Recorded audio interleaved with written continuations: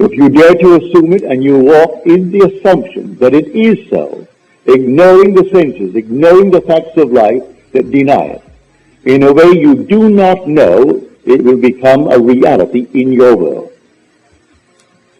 This is what I mean by imagination plus faith. That these are the realities out of which we fashion our world. Take a man who is drafted. I was drafted in 1942 at the age of 38.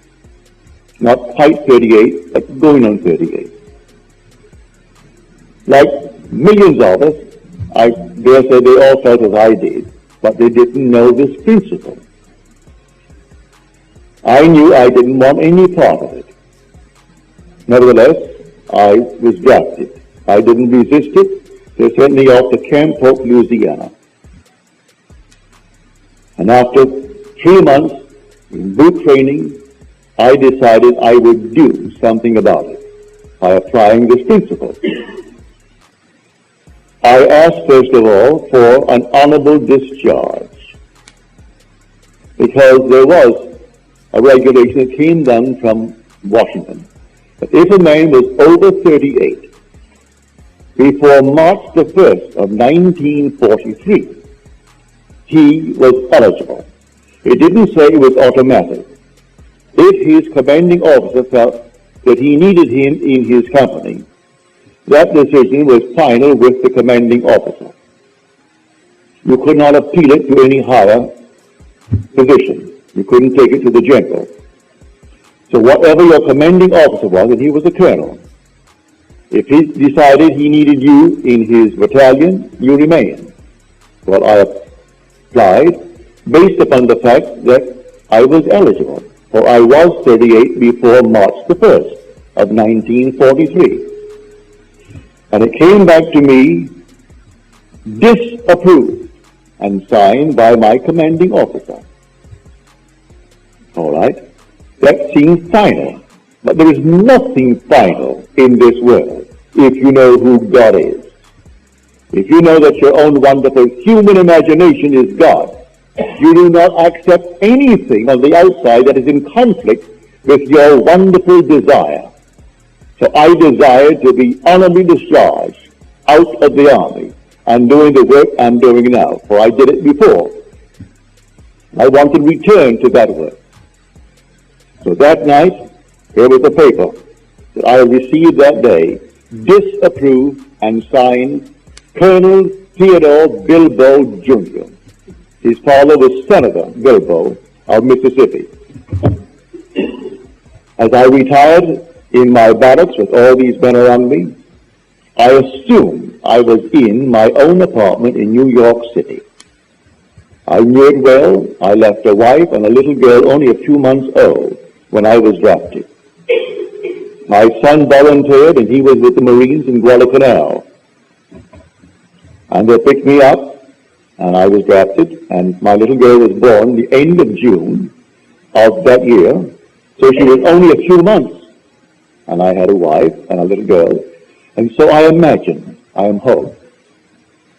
My wife is in that bed, I'm in this bed, and my little girl is over there in the crib.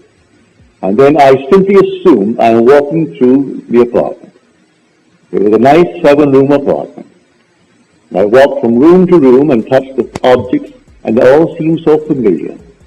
And I looked through the window and I saw Washington Square. And I looked to my right and I saw 6th Avenue. And then, having gone all through the place, I simply returned to my bed and settled in it all in my imagination. But I gave it the tones of reality. I gave it sensory vividness. I made it so real that it seemed to me I'm actually in my apartment in New York City. But I made quite sure I was not there on furlough. I was there because I was honorably discharged. No furlough, not going back. Well, 4 o'clock in the morning, before my eyes came a sheet of paper. It looked like the sheet that I got from the colonel, where it was disapproved. And as I looked at it, a hand came out from here to the pen, and it held a pen. And it scratched out the word disapproved, and it wrote boldly in script, approved. And then the voice said to me, that which I have done, do nothing. I woke, and all the boys had sung to sleep. I remained because I couldn't break their sleep. I remained until that very moment when I could go down and shave and clean before anyone else did, which I did. And this thing is permeating my entire brain, what happened to me that night. For 9 days I did nothing. On the 9th day the same colonel called me in. And after a long chat with me, he said, go back to your commanding officer, captain, and tell him to sign another application. And so I went back. I had done nothing in the interval. And he signed another application. I went back to the colonel, and the colonel approved it. And that very day, I was on a train from Camp Hope, Louisiana, to New York City, honorably discharged. To this day, none of them knew or know what I did. I did it all in my imagination. I believe that what I did was fact. I believe that my imaginal act creates facts, and therefore I actually lived in my apartment, and I was not any longer a soldier. I was a civilian, but I was honorably discharged from the army, not dishonorably. And in 9 days, it was fulfilled. I can multiply that story by hundreds if one will actually do it, for we are the opulent power. Instead of doing strange things and getting wrong with the government and fighting for your objectives, you don't fight at all. The voice said to me, that which I have done, do nothing. Well, where was that voice? Within me. That very voice that I heard coming from without was whispering from within me. The voice that said to Moses, I am, that is who I am. And he heard us coming from without what is being whispered from within. For are we not told in Scripture that we are the temple of the living God, and the Spirit of God dwells in us? And God is Spirit. Well, if the Spirit of God dwells in us, then how could I hear it from another? He is coming from within myself. And so I heard it.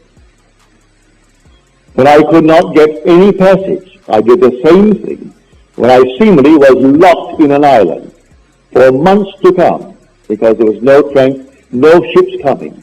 I did the same thing. I remember what I did in the army to get out. I did it when I was in an island and could not get out. And then a long, long list waiting, and they called me and gave me passage for my wife and my little girl and myself. And yet there were thousands waiting all through the Indies to get out, and only 2 little ships servicing the entire group of islands. And I simply got out.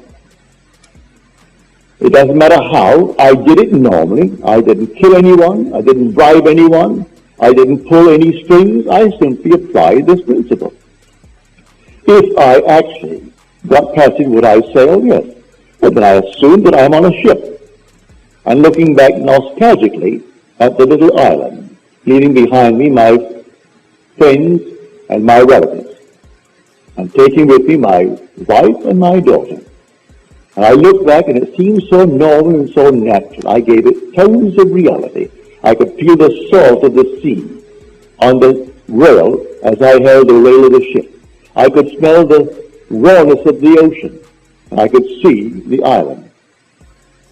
And then, within a matter of 24 hours after I did it, I got a call from the Alcor Steamship Company to come on down and see them. I went down, and they said, we have a passage for you. There are only 2 beds that the little girl can sleep with her mother, and you can sleep up. And so there were 2 bunks. And it's a lovely ship, small, only carrying 60-odd passengers, but I sailed and came back on time as I was committed to go to Milwaukee the 1st of May. And I got there in time. So I asked everyone to believe in God. But God is not something on the outside of you. God is your own wonderful human imagination. If you have any other God, you have a false God. Therefore, do not feed him anything but loving thoughts. Nothing but loving thoughts. Always exercise your imagination lovingly on behalf of everyone in this world. It doesn't cost you anything, and it doesn't hurt anyone. And you will find yourself becoming the man that you want to be, the lady that you want to be. And you'll move from stage to stage to stage without hurting anyone and fulfilling all of your dreams. Then you'll know how true the statement is. That all things are possible to him who believes. Because with God, all things are possible. And you'll find God. You'll find him in yourself as your own wonderful human imagination. That is God. As stated so clearly in Scripture. He is called in Scripture the potter. And the word potter means imagination. So I go down to the potter's house to see how he does it. And he was working at his instrument. And there he was at a field making something out of clay. But what he had, the vessel he had in his hand, was spoiled. And he reworked it into another vessel, as it seemed good to him to do. He didn't destroy it. He didn't discard it. He reworked it into another vessel. So you don't discard anyone. You rework him. See him as you would like to be seen by the world. See him in a more noble light. So you rework him in your own imagination and believe in what you've done. And he will conform to it. So you don't discard anyone as something that cannot be remedied, that cannot be made right in this world. You make him right in your own mind's eye. For the potter is your own wonderful human imagination.